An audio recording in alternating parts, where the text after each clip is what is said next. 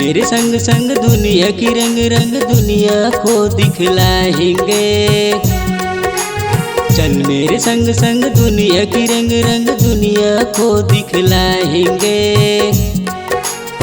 सनम हम प्यार करते हैं, दिल इजहार करते हैं कि तुमसे प्यार करते हैं, कि तुमसे प्यार करते हैं। चलूंगी संग संग दुनिया के रंग रंग दुनिया को दिखलाओगे।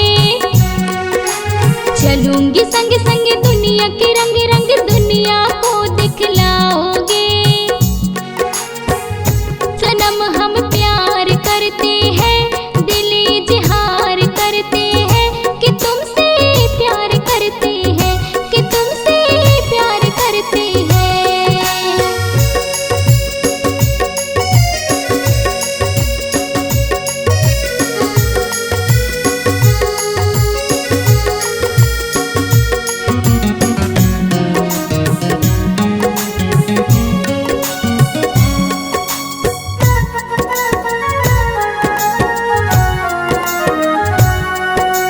वादा है तेरा मेरा नहीं छूटेगा जन्म बंधन।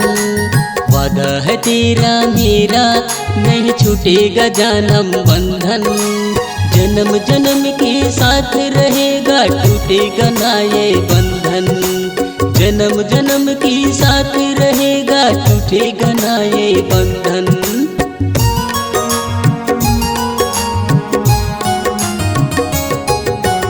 वादा है तेरा मेरा नहीं छूटेगा जन्म बंधन। वादा है तेरा मेरा नहीं छूटेगा जन्म बंधन। जन्म जन्म के साथ रहेगा टूटेगा ना ये बंधन। जन्म जन्म के साथ रहेगा टूटेगा ना ये बंधन। चलूंगी संग संग दुनिया के रंग रंग दुनिया को दिखलाओगे। चलूंगी संग संग दुनिया के रंग रंग दुनिया को दिखलाओगे। सनम हम प्यार करते हैं, दिल इजहार करते हैं कि तुमसे प्यार करते हैं, कि तुमसे प्यार करते हैं।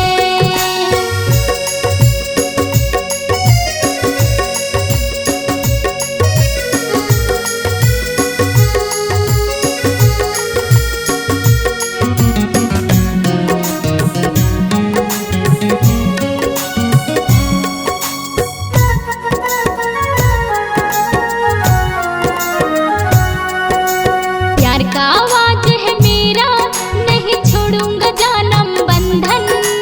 प्यार का आवाज है मेरा नहीं छोड़ूंगा जन्म बंधन। सदा सदा मैं साथ रहूंगी तोड़ूंगी ना मैं बंधन।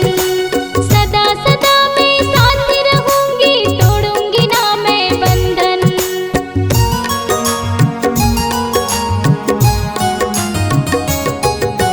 प्यार का आवाज है मेरा नहीं छोड़ूंगा जन्म बंधन। प्यार का आवाज है मेरा नहीं छोड़ूंगा जन्म बंधन। सदा सदा मैं साथ रहूंगी तोड़ूंगी ना मैं बंधन।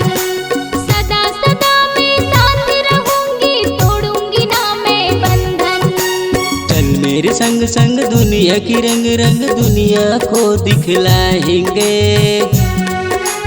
चल मेरे संग संग दुनिया की रंग रंग दुनिया को दिखलाएंगे।